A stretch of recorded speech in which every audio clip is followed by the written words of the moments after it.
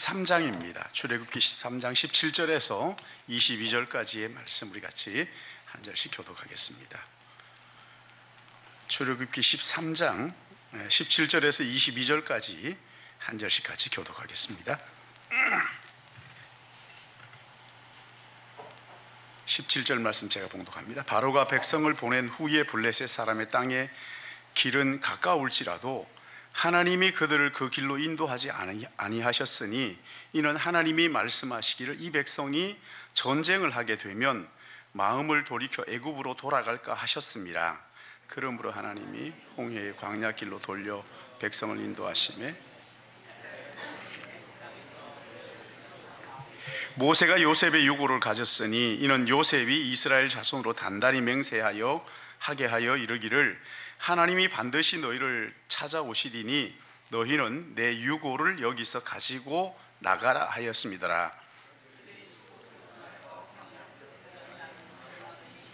여호와께서 그들 앞에서 가시며 낮에는 구름 기둥으로 그들 길을 인도하시고 밤에는 불기둥으로 그들을 비추사 낮이나 밤이나 진행하게 하시니 낮에는 구름 기둥 밤에는 불기둥 백성 앞에서 떠나지 아니하니라. 아멘. 우리 같이 기도하겠습니다. 사랑과 은혜가 풍성하셔서 우리를 통하여 영광 받으시기를 기뻐하시는 거룩하신 주님, 이 시간 우리를 불러 한 주간 시작하는 첫 시간에 하나님 앞에 나와 예배하며 한 주간 시작하게 하시니 감사합니다. 주님, 이 시간 성령 하나님께서 우리와 함께하여 주시어서 본문을 통해서 우리에게 들려주신 하나님의 음성을 듣고 깨닫고 그리고 이 한 주간 이 말씀 붙들고 실천할 수 있도록 하심으로 말미암아 우리의 삶에 하나님의 은혜가 풍성하며 또한 우리를 통해서 주변의 많은 사람들이 생명을 얻고 구원을 얻는 자리에 이르도록 우리를 축복의 도구로 사용해 주실 것을 간절히 바라옵고 한 시간 부족한 종 말씀을 들고서 싸우니 긍휼히 여겨주시고 하나님 아버지의 말씀을 온전하게 전하는 하나님 말씀의 대언자로 주님 삼아주시고 사용하여 주시고 성령께서 마음과 생각을 주관해 주실 것을 간절히 바라옵고 주님, 이 시간 주님의 성령께서 우리 모두를 붙잡아 주시고 말씀을 들을 때 진리의 말씀을 조명하여 주셔서 깨닫게 하여 주실 것을 소원하옵고 주님 앞에 의탁하며 예수님의 이름으로 기도드리옵나이다. 아멘. 우리 말에 지름길이라는 말이 있어요. 가장 쉽고 빠른 방법 또는 길을 가리켜서 지름길 이렇게 말하는데 그 지름길에 반대되는 말이 있는데 그게 뭐냐면 조금 생소하기는 한데 애움길이라는 말이 있어요. 애움길이라는 것은 반듯하지 않고 빙빙 돌아서 돌리고 돌아서 가는 길을 가리켜서 애움길이다 그렇게 이야기를 하더라고요. 순수 우리말이에요. 16세기 영성신학자였던 성 요한이 신앙인들의 삶 가운데는 종종 애움길과 같은 영적 어두움의 깊은 밤을 경험할 때가 있다 이렇게 얘기를 했어요. 신앙인의 삶에도 영적 어두움의 밤, 그렇게 애움길과 같은 그런 경험을 할 때가 있다. 구약 성경을 기록한 모세는 이것을 영혼의 깊은 밤, 이것을 광야의 시간 이렇게 표현을 했습니다. 그리고 이 신앙인들에게는 종종 이런 광야의 시간이 올 수 있다는 것을 이야기를 했어요. 여러분, 우리 결혼을 하는 게 사랑한 나머지 도저히 떨어져 살 수 없다, 우리 같이 살아야 되겠다, 그래서 결혼을 하지만 결혼한 부부에게도 종종 그 관계 속에 어두운 밤이 애움길과 같은 이런 어려움들이 찾아오는 경우가 있잖아요. 인간관계도 마찬가지입니다. 아무리 친하고 죽고 못 사는 친구라도 더러는 이 광야 같은 이런 시간들이 찾아올 때가 있단 말이죠. 마음이 어려워지고 힘들 때가 있다고요. 여러분, 그럴 때 우리 그리스도인들은 어떻게 이 광야 같은 시간을 지나갈 수 있을까? 어떻게 지나가야 할까? 오늘 본문이 그 해답을 주고 있죠. 오늘 본문이 이스라엘 백성들이 430년의 고단한 그 속박을 끊고 애굽을 떠나 나오던 날 애굽 사람들로부터 은근 폐물을 잔뜩 받아가지고 그렇게 나왔어요. 근데 그렇게 나온 그들이 며칠 후에 도착한 곳이 어디냐면 광야였어요. 여기 18절 말씀 보시면 그러므로 하나님이 홍해의 광야길로 돌려 백성을 인도하심에 이스라엘 자손이 애굽 땅에서 대열을 지어 나올 때 애굽을 벗어났는데 이제 애굽을 벗어났으니까 이 속박으로부터 벗어났으니까 자유다 하고 보니까 거기가 광야였단 말이지. 근데 여기에 보면 홍해의 광야 길로 돌려 이렇게 말합니다. 하나님께서 홍해의 광야 길로 이들을 돌렸다. 다른 말로 하면요, 지름길을 두고 빙빙 도는 애움길을 길로 인도하셨다, 그런 말씀이죠. 이스라엘 백성들이 애굽에서 나와서 숫곳이라는 그 갈림길에 딱 만났는데 왼쪽으로 올라가면 왕의 대로라고 해서 그 지중해를 거쳐서 그 많은 사람들이 한 달 정도가 걸리면 가나안에 들어갈 수 있는 길이에요. 근데 그 길을 두고 지름길을 두고 빙빙 돌려서 동쪽으로 애움길로 광야 홍해를 건너 광야길로 들어서게 하셨다, 그렇게 말씀하십니다. 그리고 거기에서 40년을 돌리고 돌아서 가나안 땅에 들어가게 된 거죠. 아니, 빠른 지름길을 두고 왜 애움길로 인도하시는 걸까요? 이스라엘 백성들의 입장에서 이것을 생각하면 이거 참 억울한 일이잖아요. 답답한 일이죠. 아니, 쉬운 길, 편한 길을 두고 왜 우리를 어려운 길로, 이 애움길로, 광야길로 이렇게 돌립니까? 그 이유가 도대체 뭡니까? 하나님께서 애움길로 인도하실 때 이스라엘 백성들이 하나님 앞에 원망하지 않았을까요? 우리의 삶에도 종종 이런 일들이 있잖아요. 쉬운 길이 있는데 하나님께서 왜 이렇게 어려운 길로 애둘러 가도록 그렇게 하실까? 하나님 왜 이렇게 하시는 걸까? 지름길을 두고 돌리는 이유가 도대체 무엇일까? 아니, 이 길을 인도하시면서 이렇게 돌리면서 하나님께서 우리에게 하시고자 하시는 말씀이 뭘까 도대체? 먼저는요, 하나님이 우리를 얼마나 사랑하시는지를 보여주시는 사랑의 배려를 알아라는 거예요. 여기 17절 말씀을 보시면 바로가 백성을 보낸 후에 블레셋 사람의 땅의 길은 가까울지라도 하나님이 그들을 그 길로 인도하지 아니하셨으니 이는 하나님이 말씀하시길 이 백성이 전쟁을 하게 되면 마음을 돌이켜 애굽으로 돌아갈까 하였습니다. 빨리 갈 수 있는 지름길이 있었는데 그 길로 인도하시지 않은 이유는 그 길로 가면 강력한 블레셋 군대가 거기에 지키고 있어가지고 어쩔 수 없이 전쟁을 하게 되는데, 전쟁을 하면 철병거로 무장한 이 블레셋 군대를 도무지 이길 수가 없으니 이스라엘 백성들이 마음을 돌이켜서 다시 애굽으로 돌아갈까 염려하셔가지고 광야길로 돌아가게 하셨다는 거예요. 여러분, 만군의 여호와 하나님이시잖아요. 이 블레셋 군대 하나 이기질 못하실까요? 바로를 물리치신 그 하나님께서 어떻게 이 블레셋 하나를 못 이기실까? 여러분, 블레셋이 너무 강하니까 하나님이 도저히 이길 수가 없다, 그런 게 아니잖아요. 근데 왜 이렇게 돌리시는 거라고요? 하나님의 사랑을 보여주시는 거예요. 여러분, 전능하신 하나님이시잖아요.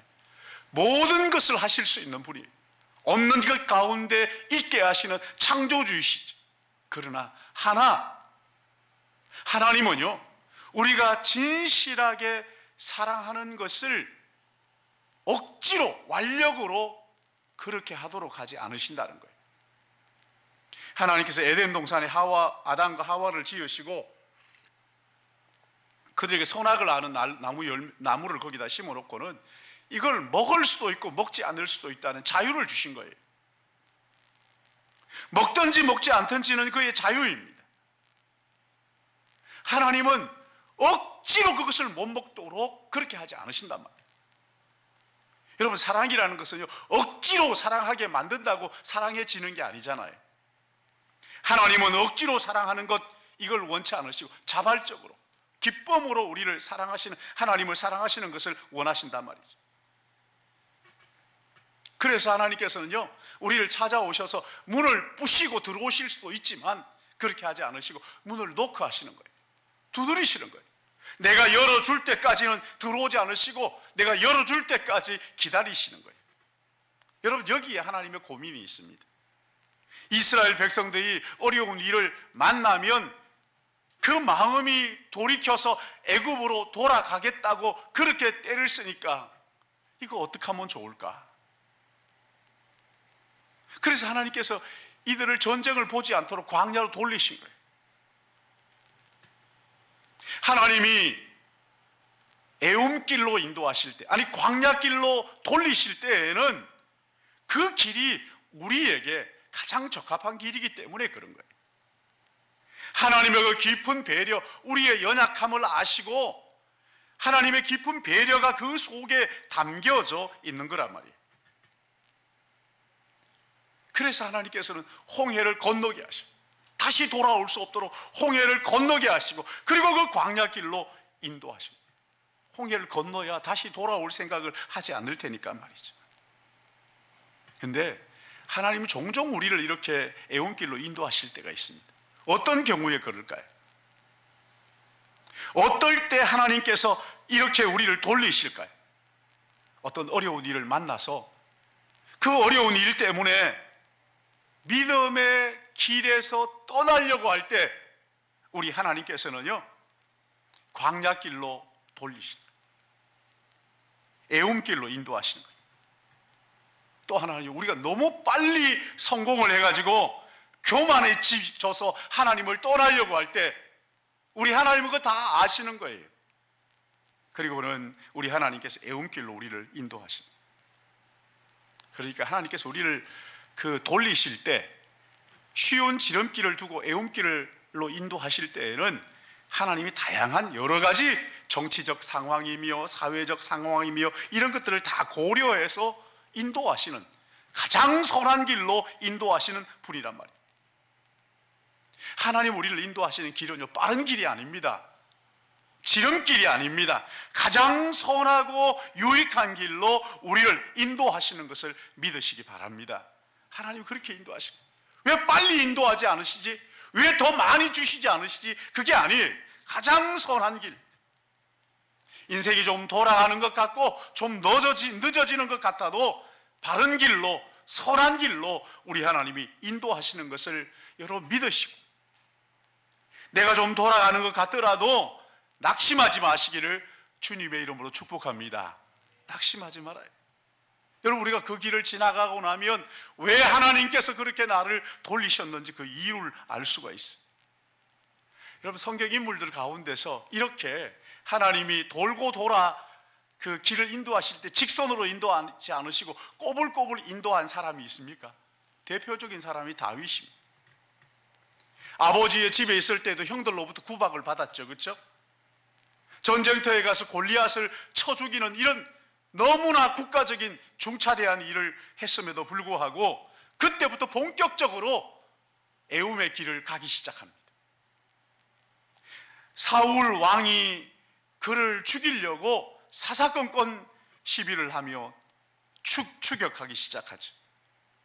곡선의 삶이 본격적으로 시작이 된 거예요. 아니, 쉬운 길로 좀 인도하시면 좋겠는데 돌리고 돌려 광야의 삶을, 쫓기는 삶을 살도록 합니다. 한때 다윗은 하나님이 정말 살아계실까? 하나님이 정말 나를 인도하실까? 의심하기도 했어요.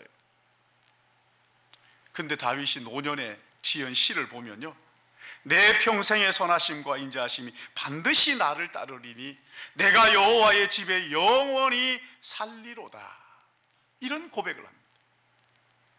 여호와 하나님의 선하시고 인자하심이 나를 따르셨다고, 나를 인도하셨다고 그렇게 고백하는 거예요. 여러분, 우리 인생도 곡선으로 인도하시는 것 같을 때가 있잖아요. 그렇죠? 그래서 그럴 때마다 하나님 왜 이렇게 나를 대우하십니까? 하나님 나를 버리신 것입니까? 하나님 나를 사랑하시는 거 아닌 거 아닙니까? 라고 그렇게 질문을 하죠. 그러나 다윗의 삶을 볼 때, 이스라엘의 백성들의 그 삶의 여정을 살펴볼 때, 그때도 하나님은 우리를 인도하시고 반드시 선한 길로 인도하시는 것을 믿고 이 믿음이 흔들리지 마시기를 주님의 이름으로 축복합니다. 그러니까 하면 또 하나 있어요. 하나님이 우리를 광야 길로 돌리시는 두 번째 이유가 뭐냐면 우리에게 훈련이 필요하단 말이에요. 여기 19절 말씀을 보시면 모세가 요셉의 유고를 가졌으니 이는 요셉이 이스라엘 자손으로 단단히 맹세하게 하여 이르기를 하나님이 반드시 너희를 찾아오시리니 너희는 내 유고를 여기서 가지고 나가라 하였습니다라. 오래전에 요셉이 이스라엘 백성들이 출애굽할 것을 미리 예견하고 미리 바라보고 이스라엘 백성들에게 애굽을 떠나갈 때 내 유고를 가지고 가서 가나안에 매장을 하라 이렇게 이야기를 하죠. 그러니까 이스라엘 백성들이 행진할 때 맨 앞에 모세가 지도자 모세가 서고 그리고 그 옆에 요셉의 시체를 맨 사람들이 함께 걸어간 거예요. 여러분 이건 이스라엘 백성들의 시청각 교육입니다. 요셉이 어떤 사람이에요? 꿈의 사람이죠. 어느 날 하나님께서 요셉에게 꿈을 주셨는데 하늘의 해와 달과 별들보다 존귀하게 여김을 받게 하실 것이라는 말씀하시죠. 여러분 그러나 그 꿈이 이루어지기까지는 오랜 훈련의 시간이 필요했습니다. 형들의 미움을 받아서 아라비아 상인들에게 팔려 애굽으로 가게 되고 보디발의 집에 가서 그 집을 살피는 총무로 일하다가 보디발의 아내의 모함에 빠져가지고 3년 동안 옥에 갇혀서 옥살이를 하죠. 억울한 옥살이죠.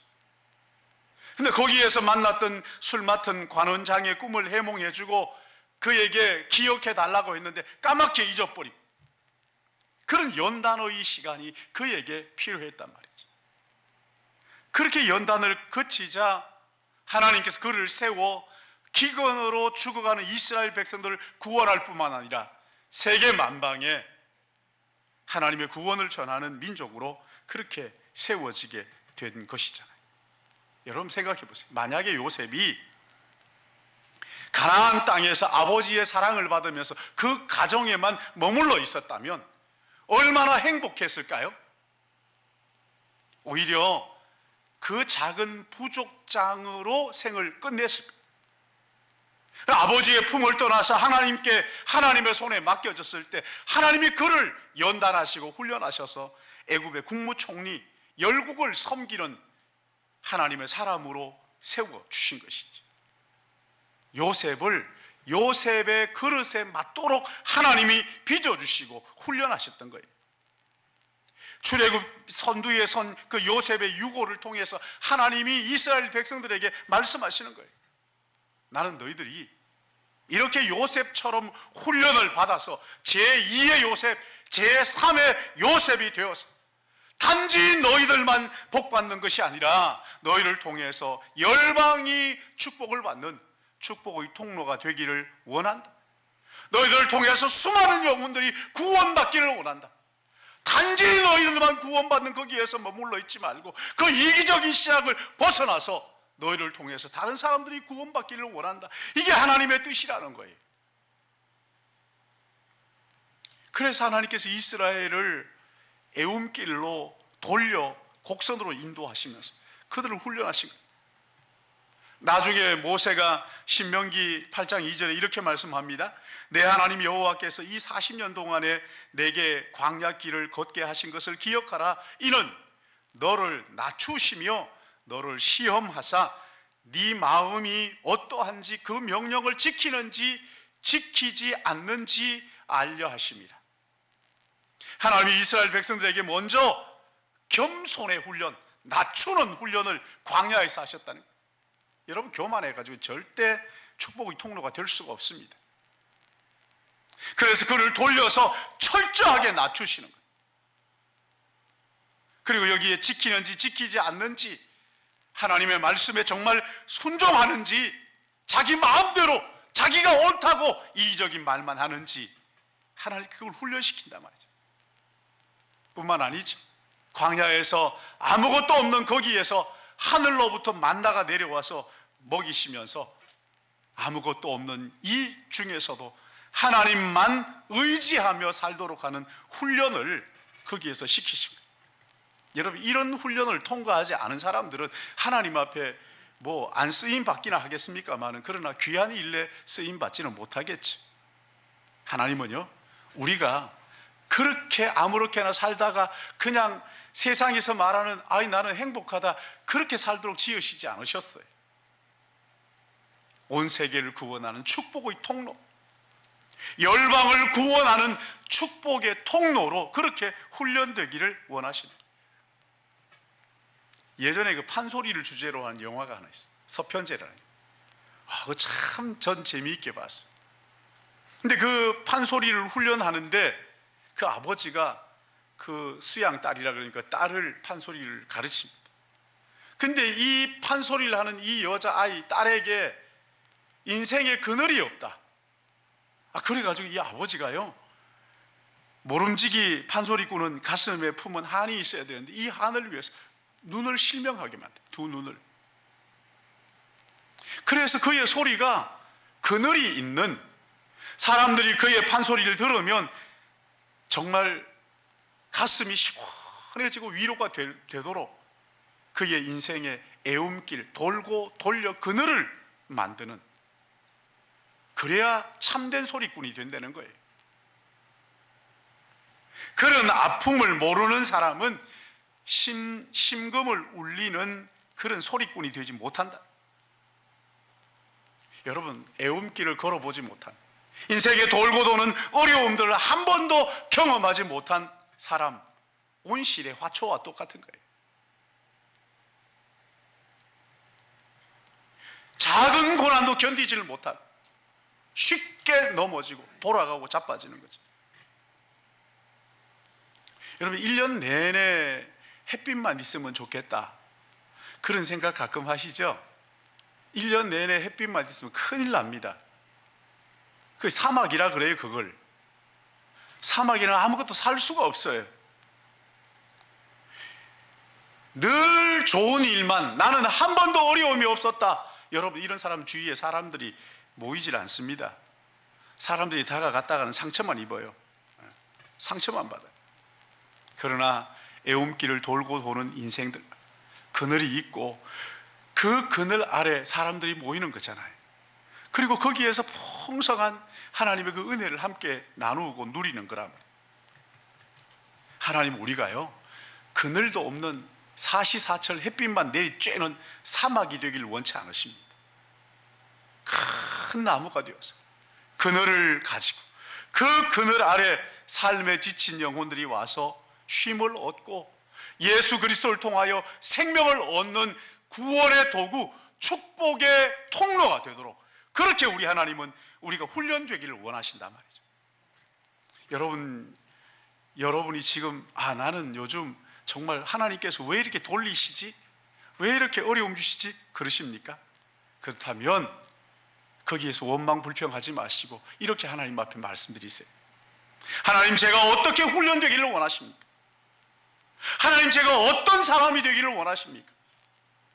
어떤 부분을 버리고 어떤 부분을 강화해야 될지 주님 말씀해 주십시오. 진지하게 하나님 앞에 기도로 나가십시오. 훈련을 통해서 많은 사람들을 축복하는 그런 하나님의 사람으로 빚어지기를 주님의 이름으로 축복합니다. 그런가 하면 마지막으로 하나님께서 우리에게 애움길을 인도하시는 것은 하나님이 나와 동행하시는 것을 보여주시려고 하시는 거예요. 여기 20절 말씀부터 보시면 그들이 수콧을 떠나 광야 끝 에담 장막을 치니 여호와께서 그들 앞에서 앞서 가시며 낮에는 구름 기둥으로 그들의 길을 인도하시고 밤에는 불기둥을 그들에게 비추사 낮이나 밤이나 진행하게 하시니 낮에는 구름 기둥 밤에는 불기둥이 백성 앞에서 떠나지 아니하니라.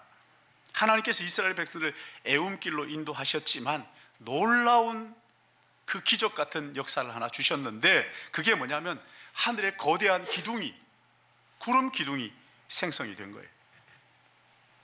이 구름 기둥이 낮에는 햇빛을 가려주니까 시원하고 밤에는 또 거기에서 뜨거운 열이 나와가지고 이스라엘 진영을 따뜻하게 해주는 거죠.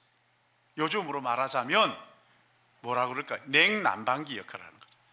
한 대가 있는데 이건 냉방도 되고 난방도 되는 거예요. 냉난방기. 이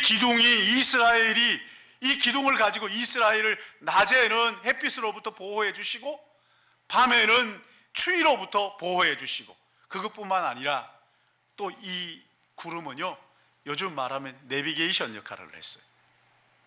이 구름이 또 오르면 이스라엘 백성들이 언제든지 짐을 싸서 구름이 인도하시는 데까지 가서 구름이 멈추면 거기에 멈추는 거예요. 여러분, 이것을 통해서 이스라엘 백성들이 뭘 깨달았을까요? 구름이 함께 하면서 시원하게 하고 따뜻하게 하고 길을 인도하고, 예전에는 하나님이 멀게만 느껴졌어요.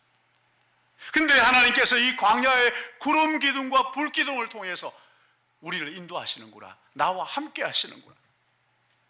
하나님이 우리와 함께 하시는구나. 그 뜨거운 태양 속에서 그늘을 만들어주는 걸 보면서 하나님 우리와 함께 하시는, 하나님의 동행의 기쁨을 누리는 거예요. 근데 여러분, 오늘날 우리에게는 이 구름 기둥과 불 기둥이 무엇일까요? 구름 기둥이 눈에 보이지 않고 불 기둥이 만져지지 않는데, 이 시대에 구약 백성들이 누렸던 이 은혜, 우리에게는 무엇일까요? 요한복음 1장 14절 말씀을 보시면, 말씀이 육신이 되어 우리 가운데 거하시며 우리가 그의 영광을 보니 아버지의 독생자의 영광이요 은혜와 진리가 충만하더라. 이 말씀은 성자 예수님을 가리켜 하시는 말씀이에요. 하나님은 영이시기 때문에 우리가 눈으로 볼 수가 없어요. 그러니까 하나님께서 계신지 안 계신지 참 이게 헷갈릴 때가 많지요. 그래서 하나님께서 내가 너희들을 눈에 보여주겠다. 그래서 보내신 분이 하늘로부터 오신 하나님의 아들 예수 그리스도, 그분은 눈에 보이는 하나님으로 이 땅에 오신 거예요. 그리고 그분이 하셨던 모든 말씀이 하나님의 말씀, 아버지의 말씀이었어요. 예수님은 철저하게 하나님 아버지를 우리에게 보여주셨던 분이란 말이죠. 그 말씀이 오늘 우리에게 구름 기둥과 불 기둥과 우리를 인도하시는 그 내비게이션이 된다는 거예요. 그런데 이 주님이 이 땅에 계시지 않잖아요. 우리의 죄를 대신 짊어지시고 십자가에 죽으시고 다시 부활하신 다음에 하늘로 올라가실 때 약속하신 말씀이 요한복음 14장 16절 말씀인데요. 내가 아버지께 구하겠으니 그가 또 다른 보혜사를 너희에게 주사 영원토록 너희와 함께 있게 하리니, 그리고 18절에 이렇게 말씀합니다. 내가 너희를 고아와 같이 버려두지 아니하고 너희에게로 오리라. 무슨 말씀입니까? 우리 주님이 승천하시면서 나와 똑같은 한 분을 너희에게 보내주실 것이다. 그분이 누구라는 거예요? 성령이라는 거예요. 성령님이 광야에서 이스라엘 백성들에게 냉난방기 역할을 하고 내비게이션 역할을 하신 것처럼 오늘 믿는 자들의 우리의 마음속에 오셔서 우리의 마음을 시원하게 하고 뜨겁게 하고 또한 우리를 인도하시는 내비게이션 역할을 하신다. 자, 그렇다면 여러분, 어떻게 이 성령의 인도하심을 받을 수가 있을까요? 먼저는 기도하는 거예요. 기도하는 거예요. 기도를 통해서 우리가 성령 하나님의 인도하심을 받는 거란 말이에요. 기도를 통해서. 그리고 또 하나는요, 좋은 예배자가 되는 거예요. 이 예배자가 되기를 훈련하는 거예요. 예배 시간에 설교를 듣고 성령께서 내게 하시는 말씀에 귀를 기울이는 거예요. 이 말씀을 통해서 하나님께서 내게 뭐라고 말씀하시는가 귀를 기울여요. 그래서 그 말씀을 깨닫고 그 말씀이 우리의 삶의 구름 기둥과 불 기둥이 되고 우리의 걸음을 인도하실 수 있도록 광야 같은 인생길에서 성령 하나님께서 그 일을 우리에게 하신단 말이죠. 성령이 구름 기둥, 불 기둥, 그리고 우리를 인도하시는 내비게이션인 것을 체험하게 되시기를 주님의 이름으로 축복합니다. 바울이 2차 전도 여행 때요, 흑해 근처에 있는 비두니아에서 복음을 전하고 싶어 했어요. 근데 성령께서 비두니아로 가지 못하도록 막으시는 거예요. 어떻게 막으셨을까요? 성령은 보이지 않잖아요. 비두니아로 가려고 하면 일이 안 되는 거죠. 비두니아로 가려고 계획을 하면 몸이 아파가지고 가지를 못하는 거죠. 바울은 이것을 가르쳐서 성령께서 막았다고 말합니다. 그러는 동안에 자기의 몸이 안 좋으니까 의사를 만났는데 그가 누구냐면 누가의 누가. 평생 바울의 동역자가 된 누가를 거기에서 만납니다.